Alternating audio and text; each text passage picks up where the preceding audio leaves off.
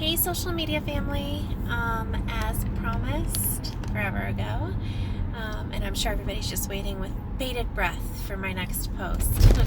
I'm trying to do a little more social media, a little more putting it out there, a little more just sharing. I find in a very grateful way that I get a lot more questions lately from friends and family. More friends. Family tend to be a little slower to recognize that you might have info to share or even care to have that same info. But as you all know, I am someone that's been in the fitness industry for a super long time. I have a business in the fitness and wellness industry. I have really extensive health history of my own. And experiences from that, my own personal research, and all the appointments at all the various sorts of doctors. And I think the knowledge that I've acquired at some points through this is very helpful. A lot of times it is probably thought to be a little more fringe. I definitely think that oftentimes the information that I'm sharing, even for some of the most holistically minded people, or people who think that they are the most holistically minded people, may seem unconventional. And it is, and that's the point. It's unconventional.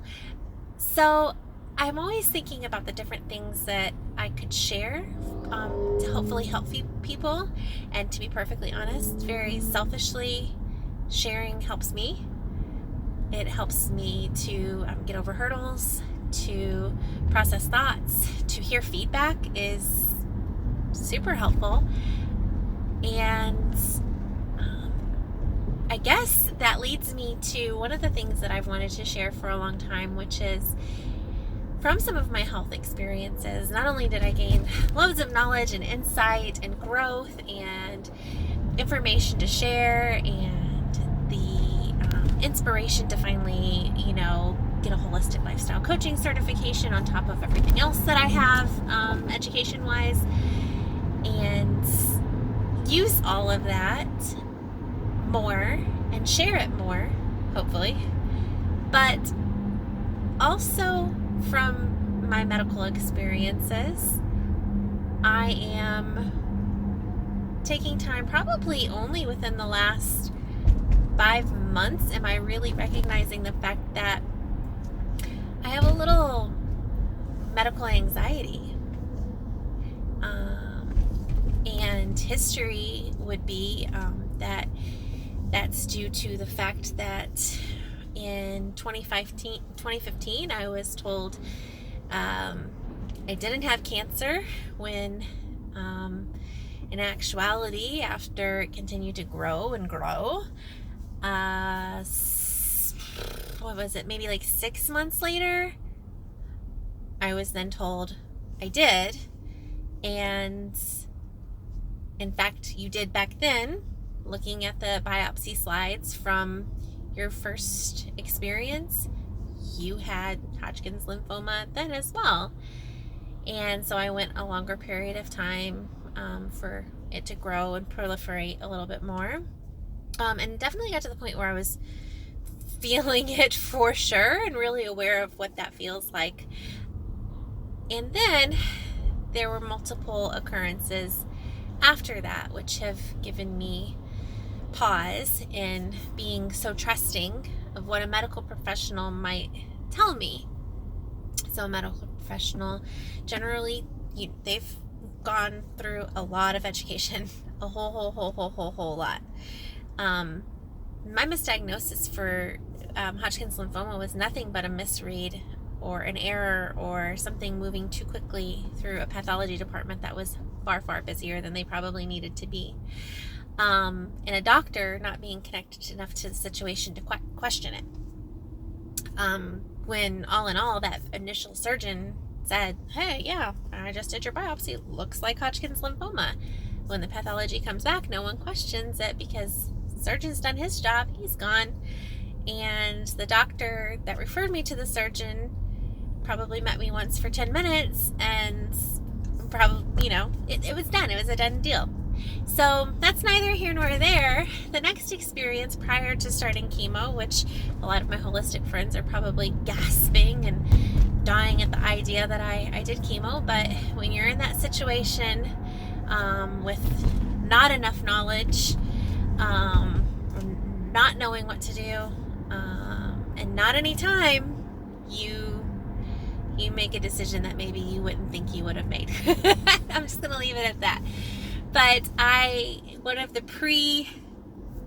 chemotherapy tasks is getting your dental work.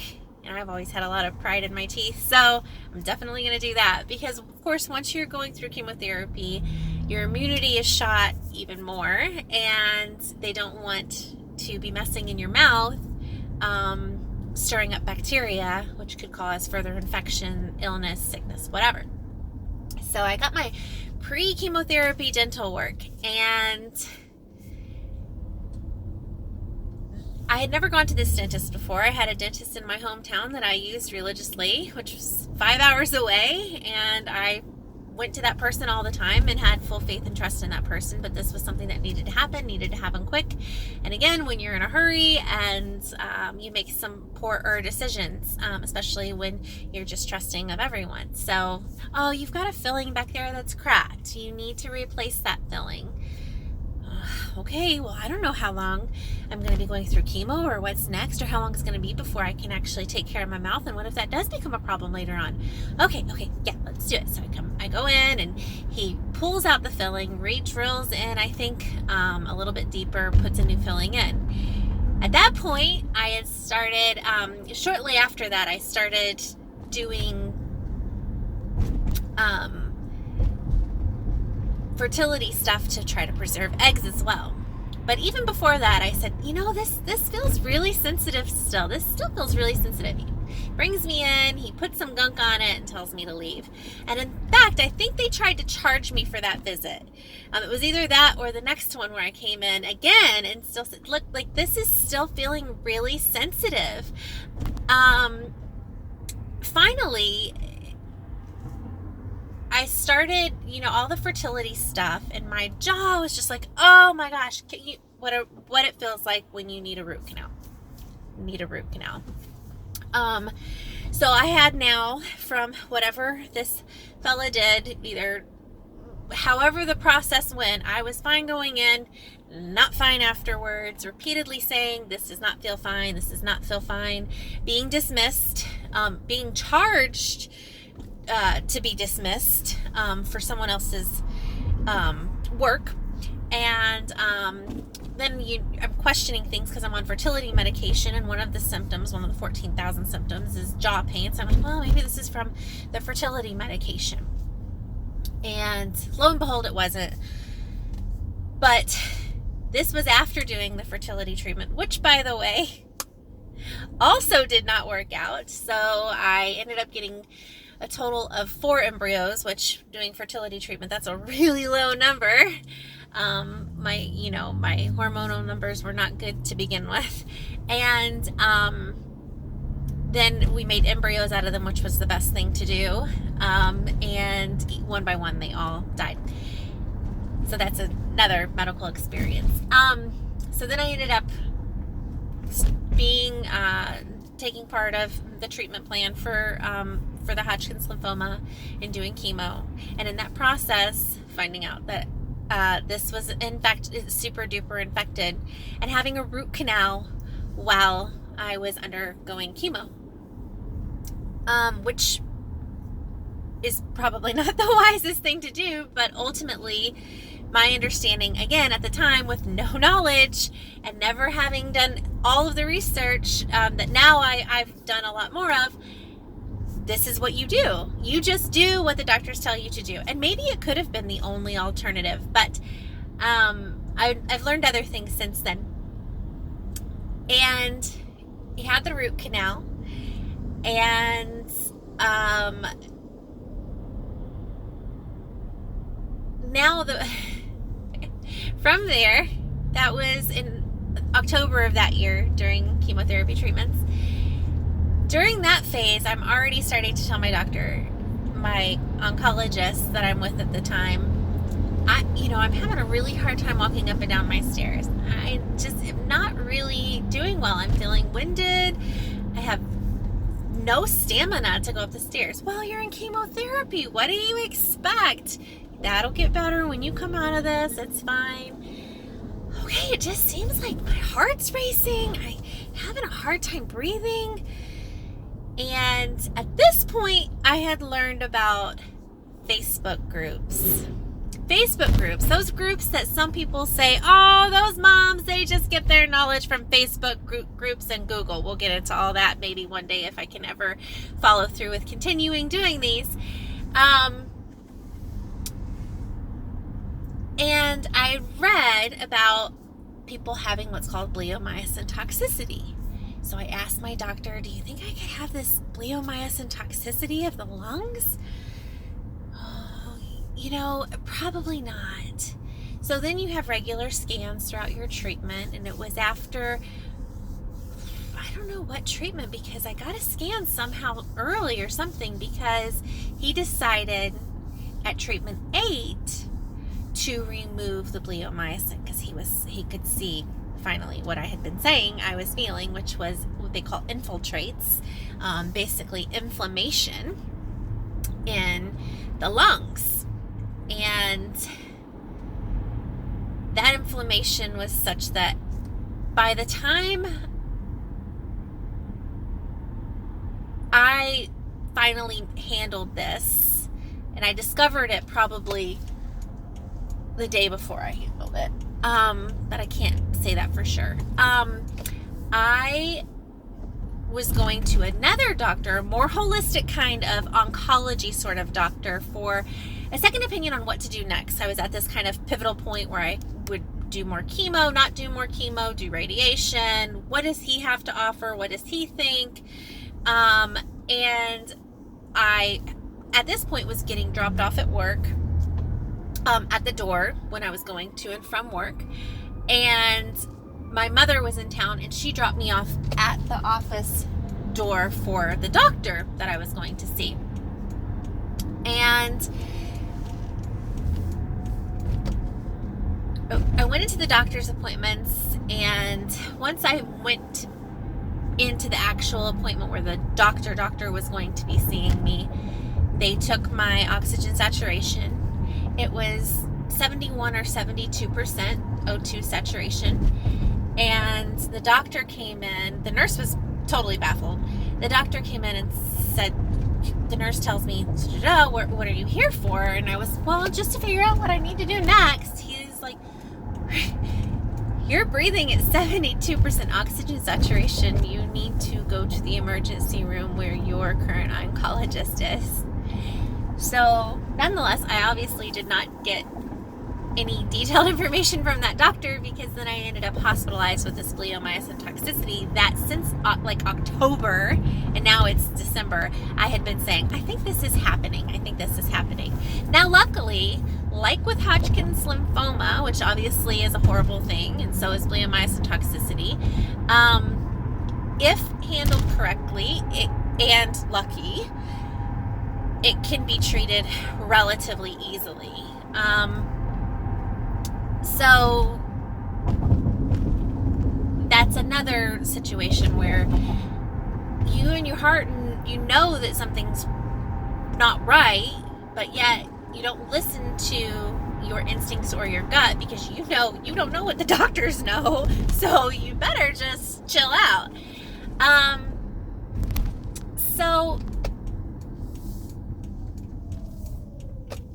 And that was a really awful experience as well.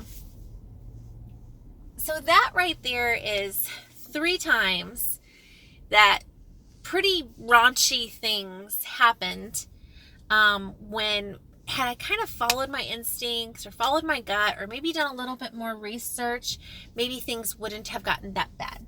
Maybe I would have been able to prevent some damage on some front. all that being said, the reason I decided to go ahead and pop on here and do any posting at all today is because I am now in the process of getting this root canal removed. And this is a very French thing to do. This is a very holistic, hippy dippy crunchy, whatever sorts of words you would like to use to describe it. The conventional people do not believe that there is anything wrong with root canals, that infection very rarely ever lives in a root canal area. But see, the thing is, the nerves are all dead. So you can't feel if there is an infection. You have no way of knowing that there is an infection until something has gone too far. For me, my signs are, ever since I came out of chemo, because chemo obviously kind of just wipes everything, but I've had swollen lymph nodes here. Sometimes this gets sore. I've had 2 crowns crack now, and that's really quite rare. So in 2017, a crown cracked. And then in April, when I was really starting to think about this, I had watched this documentary called Root Cause, and I had been having so irritated with all the inflammation here in my neck, which if you're a lymphoma survivor, a swollen lymph node is one of the most daunting things to have happen. It is so freaky because you just don't know. So there's just all these little indicators, like some pain in here, but mostly it's instinct and gut. And at this point I've learned I'm going to listen to that. I'm going to listen to her. She's kind of smart. She kind of knows what she's talking about, and she kind of knows what she's feeling inside. So let's follow that.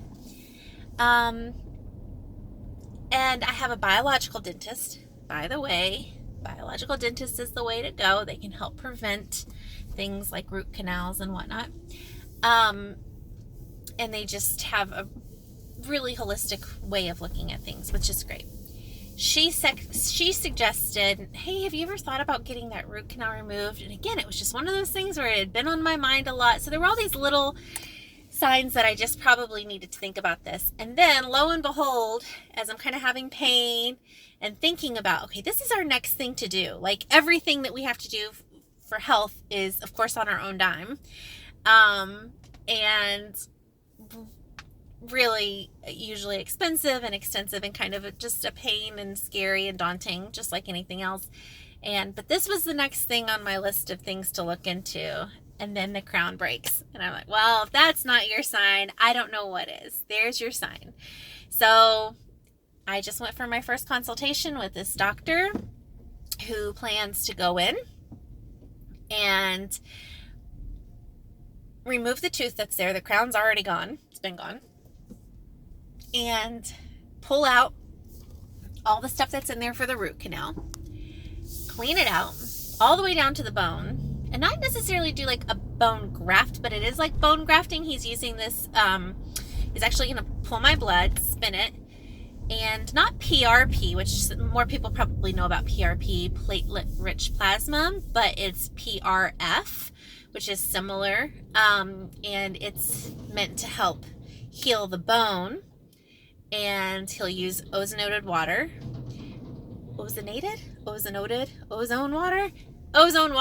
anyway, to clean out the area, clean out the infection, clear everything out. I told him I want to see this. I'm going to see if there's any possible way that he'll let me record the process or parts of it.